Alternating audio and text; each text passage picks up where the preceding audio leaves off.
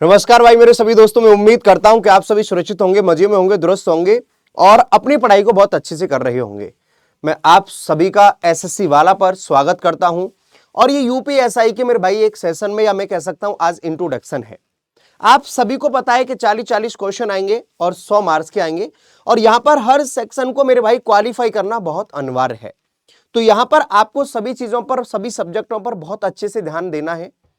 और आपके लिए आज इंट्रोडक्शन के बाद में बिल्कुल एक टॉपिक कराऊंगा और टॉपिक कराने के बाद पहले उसके अंदर थ्योरी देखने को मिलेगी, थ्योरी के साथ साथ आपको उसके अंदर क्वेश्चन देखने को मिलेंगे। बट आज मैं आपके लिए कुछ प्रीवियस ईयर क्वेश्चन दिखाना चाहता हूं कि हमारे पास कैसे लेवल आता है, कैसा हमारे पास एग्जाम के पैटर्न रहते हैं, उस सभी की बातें करूंगा मैं आपके सामने। और बिल्कुल आपके लिए एक बार पूरा का पूरा सिलेबस कंप्लीट करा दूंगा इस क्लास के, फिर आपके पास वीडियो सेक्शन के माध्यम से कि मैं इस परसेंटेज से स्टार्ट करूंगा, परसेंटेज के आप देखोगे, फिर उसके साथ साथ मैंने जैसे कुछ क्वेश्चन कराए, फिर उसके साथ साथ उसके मैं क्या कराऊंगा मेरे भाई, जो प्रीवियस ईयर क्वेश्चन आए हैं वही परसेंटेज के कराऊंगा, फिर प्रॉफिट लॉस के, ऐसे ही हम यहां पर अपनी बातें करते हुए चलेंगे। तो आज मैं यूपीएसआई के मैं 16 दिसंबर हमारे पास सन 2017 फर्स्ट शिफ्ट का पेपर मेरे भैया आपके लिए मैं कराने के लिए जा रहा हूं। यहां पर क्या देखेंगे, तो यहां पर कुछ मेरे भैया क्या करेंगे, यहां पर 16 दिसंबर सन 2000 का। अब देखो यहां पर हमारे पास ये क्वेश्चन क्या कह रहा है, देखने में बड़ा हो सकता है लेकिन हर क्वेश्चन के क्या होते हैं मेरे भैया, निकालने के तरीके होते हैं। एक निश्चित राशि पर पहले 2 वर्षों के लिए साधारण ब्याज और चक्रवृद्धि ब्याज के बीच का अंतर 1280 रुपए है। यह दोनों मामलों में ब्याज दर 25% है, तो मूलधन ज्ञात कीजिएगा। अब एक बात बताओ मुझे यहां से, आप वैसे तो आप इसको ट्री मेथड, जो झुमका मेथड होता है, उससे भी आप निकाल सकते हो, लेकिन जब 2 साल की बात करता है तो एक आपके पास डिफरेंस का फॉर्मूला होता है, सीआई माइनस केएसआई का। 2 साल की जब बात कर रहा है तो डी का मतलब difference, P R square, rate का स्क्वायर अपॉन 100 का होल स्क्वायर, ये फॉर्मूला होता है। इसके माध्यम से आप तुरंत इसका आंसर बता देंगे, सेकंडों के अंदर बता देंगे। अच्छा एक बात बताइए, कितना दे रखा है कि हमारे पास साधारण ब्याज और चक्रवृद्धि ब्याज का अंतर कितने रुपए, बोले सर 1280 रुपए है। प्रिंसिपल मुझसे पूछना चाह रहा है रेट क्या दे रखा है, बोले सर 25%। तो ये 25 गुणा 25 बटे मेरे भाई ये कितना हो जाएगा, 100 गुणा 100, क्योंकि 100 का हमारे पास स्क्वायर। तो इसको जब मैं 25 से काटूंगा 100 को, तो ये 25 चौका 100, ये 25 चौका 100 मेरे भाई, बात क्लियर। अब ये प्रिंसिपल मुझे यहां निकालना है, तो 1280 गुणा मेरे भाई दिस इज 4 चौक 16। अब हमारे पास यहां से इतनी बातें आ जाएंगी, सिर्फ और सिर्फ आपको क्या करना है, अब गुणा ही तो करना है मेरे भाई। चलो अब एक बच्चा क्या करेगा कि 1280 का पूरा हमारे पास 1 का, फिर 6 का गुणा करेगा, ऐसे नहीं, आप 16 का डायरेक्ट गुणा करो भाई, जीरो तो आएगा ही आएगा, ये तो जीरो हो गया। अब देखो 16 मट्ठे 128 होता है, बोले हाँ सर हमारे पास 128, तो 12 कैरी के लिए जाएगा। 16 दूनी ये 32 होता है, 32 और 12 यही कह दो सर ये 44 हो जाएगा, तो 44 मतलब 4 कैरी के लिए, तो 16 एकन 16 और 4 हमारे पास 20। तो इस तरीका से सीधे सीधे आंसर बता देंगे सर 20,480, ये हमारे पास ऑप्शन डी राइट आंसर। तो कैलकुलेशन भी बहुत आप आराम से यहां पर देख सकते हो, जिससे कि आपको बहुत ज्यादा समस्या ना आए। तो आप इसको बेसिक से भी कर सकते हो। तो आपको मैं यही बताना चाहता हूं कि क्वेश्चन करने के कई सारे तरीके हो सकते हैं। तो आपने बस डिफरेंस बराबर पी आर स्क्वायर, रेट का स्क्वायर अपन 100 का होल स्क्वायर, तो हमारे पास रेट कितना है 25 गुणा 25 अपन 100 गुणा 100, मतलब 25 चौका 100, 25 चौका 100, 1280 गुणा 16 का डायरेक्ट किया है, 16 मट्टे 128, 12 कैरी के लिए, 16 दूनी 32 और हमारे पास सीधे सीधे हमारे पास ये रहा 44 आ रहा 4 कैरी के लिए, तो 16 एकन 16 और 4 हमारे पास 20। अब चलते नेक्स्ट क्वेश्चन की तरफ, जरा मेरे भाई इसका आंसर बताएंगे कि सर इसका आंसर क्या आंसर आ जाएगा। एक बोतल में 40 लीटर शुद्ध शराब है, एक बोतल में 40 लीटर शुद्ध शराब है, जिसमें से 25% निकाल ली जाती है और फिर उसे पानी की उतनी ही मात्रा के साथ बदल दिया जाता है। इस प्रकार को एक बार फिर से दोहराया जाता है, फिर से एक बार और इसको दोहरा रहा है। क्या कह रहा है, अंतिम मिश्रण में शराब का लगभग कितना प्रतिशत मौजूद है, लगभग बोल दिया इसने, लगभग कितना प्रतिशत मेरे भैया मौजूद है मेरे भाई। ये क्या कह रहा है, ए बोतल कैन हमारे पास containers 40 litres pure alcohol from with 25% is taken out and then replaced with the same quantity of water. This process is repeated once again. तो हमारे पास अप्रोक्सीमेटली की बात कर रहा है। तो एक बार सभी के सभी इसका आंसर बता देंगे कि मनोज भैया इसका आंसर क्या आंसर आ जाएगा। तो फटाफट से फटाफट एक बार सभी के सभी मुझे बता देंगे कि मनोज भैया इसका आंसर क्या आंसर आ जाएगा। चलो एक बार जल्दी से जल्दी इसका आंसर हमारे सभी के सभी दोस्त बताएंगे कि मनोज भैया इसका आंसर ये आंसर आ जाएगा। तो 25% निकाल लिया जाता है। अच्छा, 25% की फ्रैक्शन वैल्यू क्या होती है? तो आप कहेंगे सर 25% की फ्रैक्शन वैल्यू 1/4। क्यों? क्योंकि ये हमारे पास 25/100 डिनोमिनेटर 100% होता है और अंश उसी का उतना परसेंट जितना परसेंटेज दे रखा है। जो ये हर है ये 100% है और अंश उसी का उतना परसेंट जितना परसेंटेज होता है। जब 4 में से 1 निकाल लिया जाएगा तो कितना बचेगा? तो 3 बचेगा। ठीक है भाई, इसको प्रक्रिया को एक बार और दोहराया जाता है, फिर एक बार और निकाला गया 3/4। तो ये कितना हो जाएगा? 3 तिया 9, 4 चौक 16 मेरे भाई। अब ये कह रहा है सर इसका लगभग कितना परसेंटेज है? परसेंटेज निकालना है तो मल्टीप्लाई 100 आ जाएगा।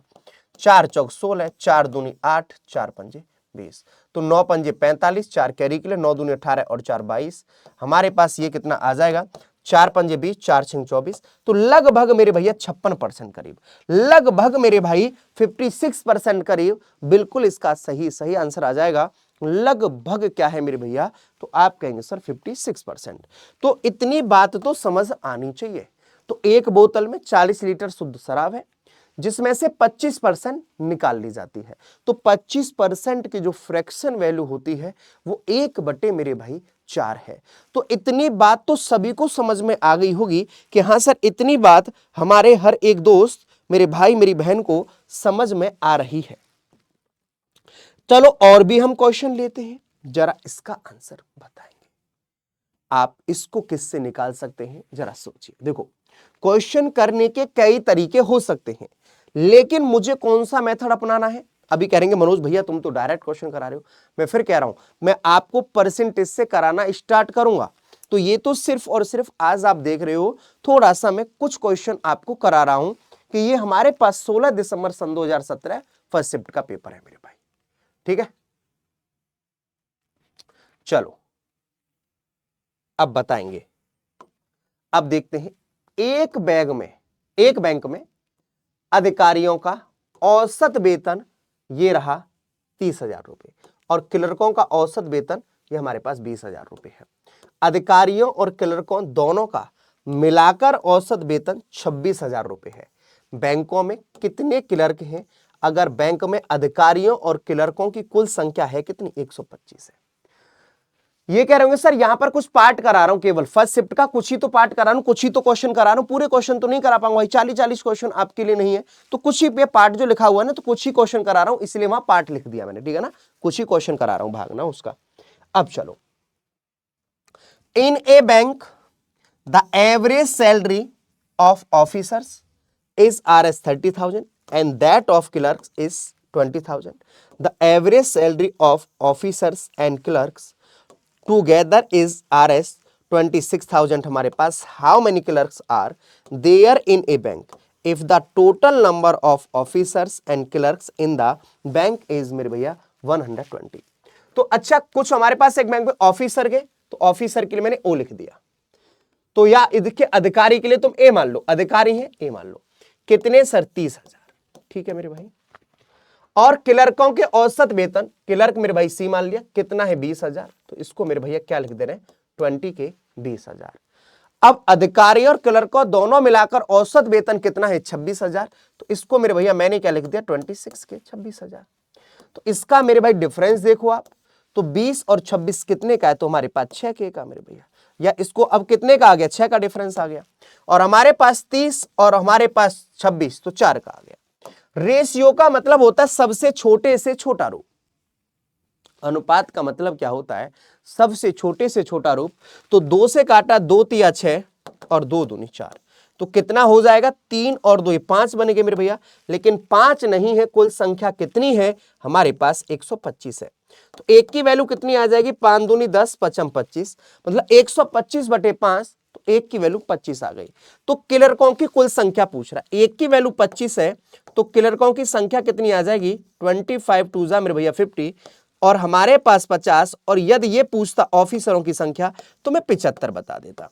कितना बचाता? 75 बताता। लेकिन अभी मुझसे क्या पूछ रहा है, ये कह रहा है कि यहां पर बैंक में कितने क्लर्क हैं। तो कितने क्लर्क हैं? तो मेरे भाई 50 क्लर्क हैं। ऑप्शन सी बिल्कुल सही सही आंसर आ जाएगा। ऑप्शन सी बिल्कुल सही से आंसर आएगा। तो ये बात समझना कि जब दो चीज को एक चीज से मिलाया जाता है तो वहां पर लगा सकते हैं एलिगेशन मेथड, या जिसको बोलते हैं हम बंधन का रूल, या जिसको क्या बोलते हैं हम बंधन का रूल। तो ये हमारे पास 30,000, ये 20,000 और ये हमारे पास 26,000। चलते हैं आगे की तरफ और जरा एक बार इसका आंसर जानेंगे कि सर इसका आंसर क्या आंसर आ जाएगा। चलिए इसका आंसर निकालने की सभी के सभी और एक बार प्रैक्टिस जरूर करते हुए चलेंगे। ठीक है, एक बार सभी के सभी मेरे दोस्त प्रैक्टिस जरूर करते हुए चलेंगे। दो पाइप ए और बी एक टैंक को क्रम से 5 घंटे और 10 घंटे में भर सकते हैं। पाइप सी 20 घंटों में टैंक को खाली कर सकता है। यदि सभी पाइप एक ही समय पर खोले जाएं, एक ही समय पर खोले जा रहे हैं, तो टैंक को भरने में कितना समय लगेगा? कितना समय लगेगा? 2 pipes A and B can fill a tank in 5 hours and 10 hours respectively. Pipe C can empty the tank in 20 hours. How much time will it take to fill the tank if all the pipes are open at the same time? मेरे भाई pipe देखो, दो pipe ए है मेरे भैया, इसको कितने में? 5 घंटे में भर सकता है, +5, ये टाइम है, ये समय है। और हमारे पास ये वाला दूसरा वाला पाइप भी, इसको कितने मेरे भैया? ये 10 घंटे में भर सकता है। पाइप सी इससे मेरे भाई क्या कह रहा है कि हमारे पास सर 20 घंटे में खाली कर सकता है, माइनस के 20, तो 5, 10 और ये हमारे पास 20। 5, 10, 20 का एलसीएम क्या आ जाएगा? जब मैं टाइम एंड वर्क की बात करता हूं तो इसी एलसीएम को, लासा को मानते एज अ टोटल वर्क की तरह काम करता है। पाइपन सिस्टम में काम क्या करता है? एज अ टोटल कैपेसिटी की तरह, और यही टाइम एंड डिस्टेंस में एज अ डिस्टेंस की तरह। तो 5, 10, 20 का जो एलसीएम आएगा वो कितना आ जाएगा मेरे भाई? 20, और काम करेगा एज अ टोटल कैपेसिटी की तरह। और यहां से मैं क्या निकाल दूंगा? इफिशियंसी, यहां से क्षमता निकाल दूंगा। यहां से मैं क्या निकाल दूंगा? इफिशियंसी, ये क्षमता। तो 20/5 तो ये +4 मेरे भाई, 20/10 +2 और 20/20 तो -1। तो ये हमारे पास ये क्षमता निकल के आ गई कि ये हमारे पास मेरे भैया क्या कह रहा है? तो ये हमारे पास इसकी 4 क्षमता है, इसकी 2 है और इसके खाली करने की। सभी पाइप एक ही समय पर खोले जाए तो टैंक को भरने में कितना समय लगेगा? अच्छा, कितने लीटर की टंकी है सर जी? 20 लीटर की टंकी है। अरे टोटल कैपेसिटी, ये 4 लीटर भर रहा है, ये 2 लीटर भर रहा है, लेकिन सी वाला तो 1 लीटर खाली कर रहा है ना, सी वाला 1 लीटर खाली कर रहा है। तो 4 और 2 6, ये तो 6 भर रहा है, ये 1 खाली कर रहा है, तो 6 में से 1 गया तो 5, तो ये हमारे पास कितना आ जाएगा मेरे भाई? तो 20/5 तो कितने घंटे? तो आप कह देंगे सर 4 घंटे। ऑप्शन सी बिल्कुल राइट आंसर आ जाएगा, 4 घंटे बिल्कुल इसका सही आंसर आ जाएगा। तो ये हमारे पास 5, 10, ये 20, तो क्योंकि ये भरने वाले थे और ये क्या कर रहा था सर? ये खाली करने वाला था। सीधे सीधे आपको ये बात अच्छे से समझ में आ रही होगी। इतनी बात तो सभी मेरे दोस्त, मेरे भाई, मेरी बहनों को बिल्कुल अच्छे से समझ में आ रही होगी। चलो, देखने में क्वेश्चन बड़े हो सकते हैं, लेकिन वही चीज मैं कह रहा हूं, कोई भी चीज कठिन होती नहीं है। आपको रियलिटी में, सही मायने में उसको मेरे भाई समझना है। 40 क्वेश्चन की बात है तो मैं मेरे भाई 40 क्वेश्चन भी कराऊंगा। आज सिर्फ और सिर्फ इंट्रोडक्शन समझाने के लिए चीजें हैं, और अभी लेटेस्ट पैटर्न की सारी भी चीजें बात करूंगा, तो बिल्कुल परेशान मत हो आप, ठीक है ना। तो ये तो मैंने पुराना उठाया आपको मेरे भैया सन 2017 का, कि मैंने कहा कि देखो हमेशा ना अपडेट चीजें होती रहती हैं, कितनी भी अपडेट हो जाए, कितनी पुरानी हो, लेकिन आपका बेसिक मजबूत है ना, तो क्वेश्चन वो कहीं से भी बना दे, आपको फर्क नहीं पड़ना चाहिए। इसीलिए मैं प्रॉपर आपके लिए सबसे पहले बेसिक कराऊंगा और उसके आधार पर सारे के सारे क्वेश्चन भी मैं कराऊंगा, ठीक है। अब देखो ये क्या कह रखा है कि एक आदमी 20 किलोमीटर की दूरी को 5 किलोमीटर प्रति घंटा की गति से दौड़कर तय करता है। कार द्वारा 40 किलोमीटर प्रति घंटा की गति से 120 किलोमीटर तय करता है, और बस द्वारा 50 किलोमीटर प्रति घंटा की गति से 350 किलोमीटर। पूरी यात्रा के लिए औसत गति ज्ञात कीजिएगा। औसत गति का मतलब क्या होता है? कुल दूरी बटे कुल समय। एवरेज स्पीड का मतलब क्या होता है, टोटल डिस्टेंस अपॉन मेरे भाई total time. A man covers a distance of 20 kilometre by running at a speed of 5 kilometre per hour, 120 kilometre by car at a speed of 40 kilometre per hour and 350 kilometre by bus at a speed of 50 kilometre per hour. Find his average speed for the whole journey. या हमारे पास find his average speed, ठीक है। अब देखो ये हमारे पास क्या कह रहा है, देखो ये 3 है दूरियां। अब मेरी बात को समझना, सर यहां पर वैसे तो एवरेज स्पीड क्या होती है, total distance upon total time. मैं यही तो कह रहा हूं, कुल दूरी बटे कुल समय। पहले वाला मान लो कि 20 किलोमीटर कितने घंटे में सर, 5 घंटे में। अभी दूसरा वाला समझो, ये हमारे पास क्या कह रहा है, 120 किलोमीटर की दूरी कितने किलोमीटर पर आवर की मेरे भैया, 40 किलोमीटर पर आवर। भाई एक पहले वाला 20 किलोमीटर 5 किलोमीटर प्रति घंटा की गति से, ये 120 किलोमीटर 40 किलोमीटर प्रति घंटा की गति से। ये वाला मेरे भैया 350 किलोमीटर की दूरी कितने से सर, 50 किलोमीटर पर आवर की गति से। तो इसको कितना समय लगा, तो 5 चौक 20, 4 घंटे, 4 तिया 12, 7 पंजे 35। ये टाइम ही तो निकल के आ गया। समय बराबर होता क्या है, समय बराबर दूरी बटे चाल ही तो होता है। तो समय बराबर क्या है, दूरी बटे चाल, और चाल बराबर क्या होता है, दूरी बटे हमारे पास मेरे भैया समय। तो ये तो 20 किलोमीटर 5 किलोमीटर प्रति घंटा गति से, 120 किलोमीटर 40 किलोमीटर प्रति घंटा गति से, 350 किलोमीटर 50 किलोमीटर प्रति घंटा गति से। एवरेज स्पीड क्या होता है, total distance upon total time. औसत चाल बराबर कुल दूरी बटे कुल समय। कुल दूरी कितनी है, ये 20 किलोमीटर, ये 120 किलोमीटर और ये 350 किलोमीटर। समय कितना हो गया टोटल मेरे भैया, ये 4 घंटे, ये 3 घंटे और ये 7 घंटे।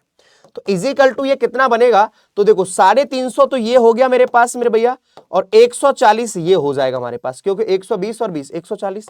तो कुल मिला के हमारे पास 490 किलोमीटर बना, 490 किलोमीटर बना। और ये कितने घंटे मेरे भाई, तो 4 और 3 7 और 4 मेरे भाई दिस से 14। तो इसको मैंने 7 से काटा, 7 7 49 और ये हमारे पास 7 दूनी 14 और 70 का आधा कितना होता है, तो 35 किलोमीटर पर आवर। तो 70 बटे 2 तो हमारे पास 35 किलोमीटर पर आवर, 35 किलोमीटर प्रति घंटा। ऑप्शन ए बिल्कुल सही से आंसर आ जाएगा। ऑप्शन ए हमारा बिल्कुल इसका सही से आंसर आ जाएगा। तो औसत गति क्या होती है, कुल दूरी बटे कुल समय। यही तो average speed, total distance upon total time. तो हमारे पास ये रहा 20 किलोमीटर 5 किलोमीटर प्रति घंटे गति से, और ये हमारे पास 120 किलोमीटर 40 किलोमीटर प्रति घंटे गति से, 350 किलोमीटर 50 किलोमीटर प्रति घंटा की गति से। इतनी बात तो सभी को मेरे दोस्त मेरे भाई मेरी बहन को अच्छी से समझ में आ रही होगी और कह रहे होंगे सर हाँ इतनी बातें तो बिल्कुल यहां तक क्लियर है।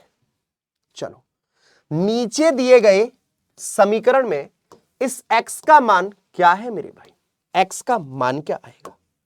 What is the value of x in the equation given below मेरे भैया, इक्वेशन हमारे पास गिवन बिलो।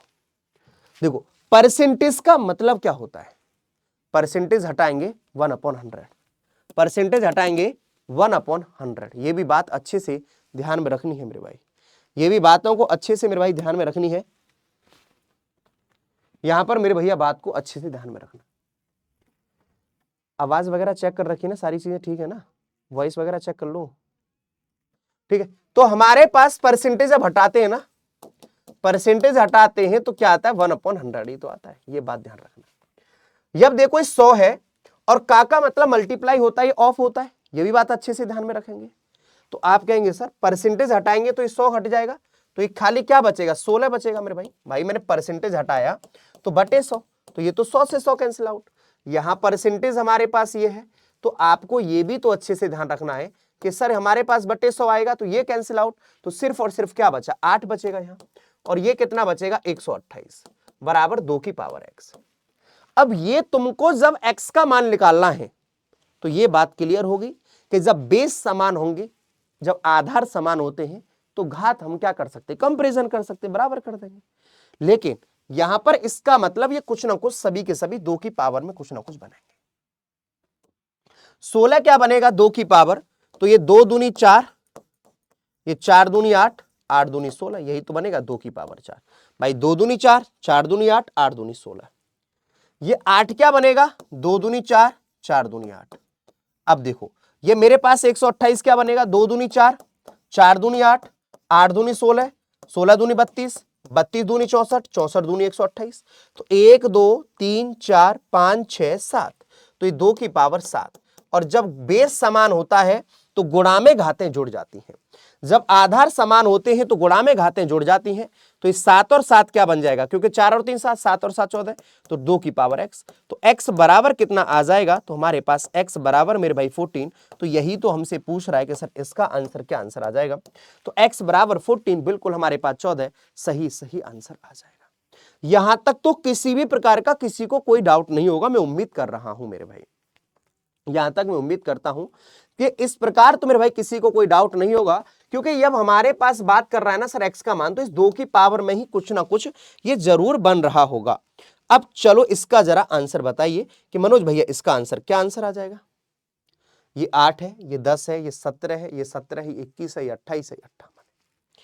अब मुझसे क्या कह रहा है कि निम्नलिखित डेटा समुच्चय के परास मतलब रेंज और बहुलक क्या है, के बीच क्या अंतर है, के बीच क्या अंतर है मेरे भाई। What is the difference between range and mode of the following data set. परास क्या होता है, रेंज क्या होता है, अधिकतम माइनस के न्यूनतम। जहां तक जो चीज मेरे भाई मैक्सिमम है और मिनिमम का अंतर परास होता है।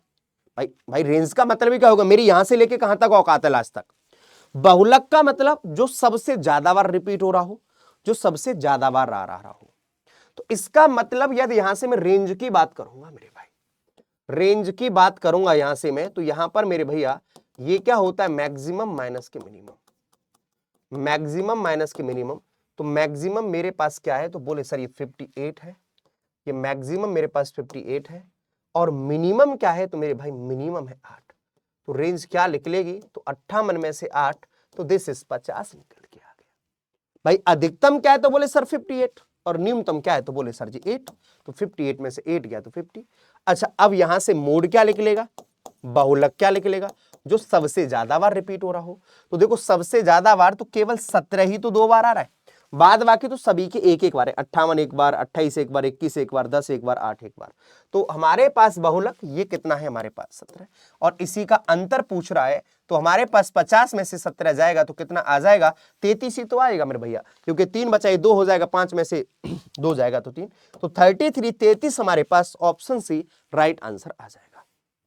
ये बात आपको क्लियर होनी चाहिए, ये वाली बात भी आपको सभी को क्लियर होनी चाहिए कि हाँ सर 50 में से 17 जाएगा तो ये क्या आ जाएगा हमारे पास, सर अंतर ही तो पूछ रहा था, सर ये क्या कर रहा था, हमारे पास अंतर ही तो पूछ रहा था, तो हमने अंतर बता दिया।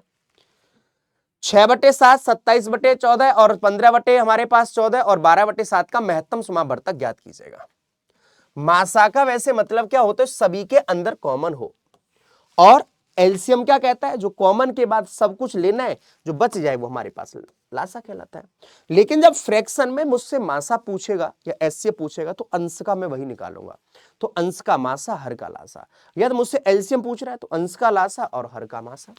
तो ये कितना हो जाएगा, ये 6/7, ये मेरे पास कितना हो जाएगा 27/14 मेरे भाई, और ये हमारे पास कितना आ जाएगा 15 मेरे भाई, दिस इज 14, और हमारे पास 12 मेरे भाई, दिस इज 7। तो इसका मासा बताइए, तो अंश का मैं एचसीएफ निकालूंगा और हर का क्या निकाल दूंगा मेरे भाई, एलसीएम निकाल दूंगा। जो मुझसे पूछ रहा है तो अंश का मैं वही निकालूंगा मेरे भाई, मैं अंश का वही निकालूंगा।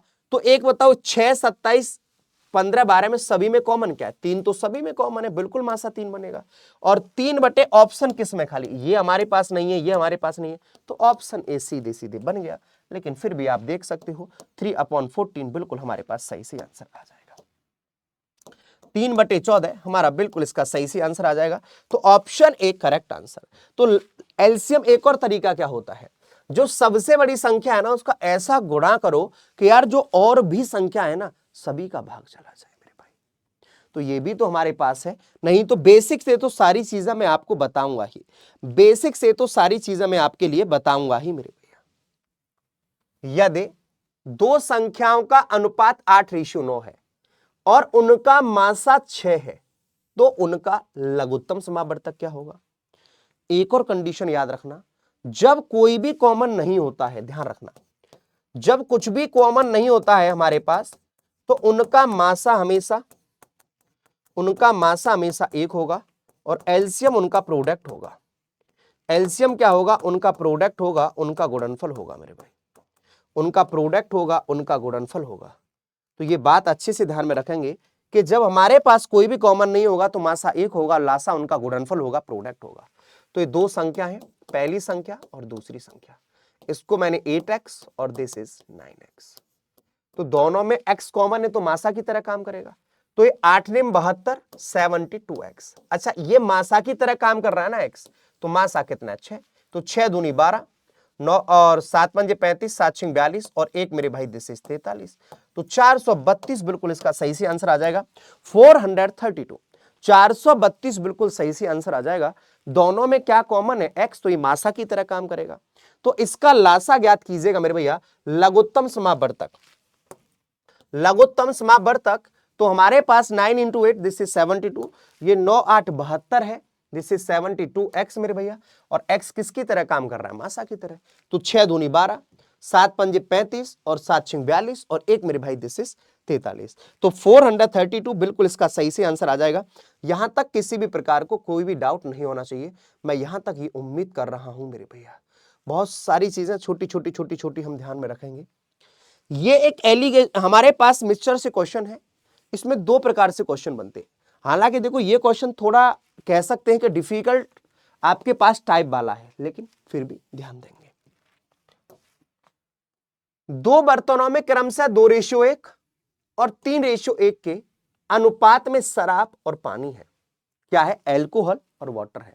दो बर्तन है, 2:1 और 3:1 के अनुपात में शराब और पानी है। उस अनुपात को ज्ञात करें जिसमें उन्हें मिलाया जाना है।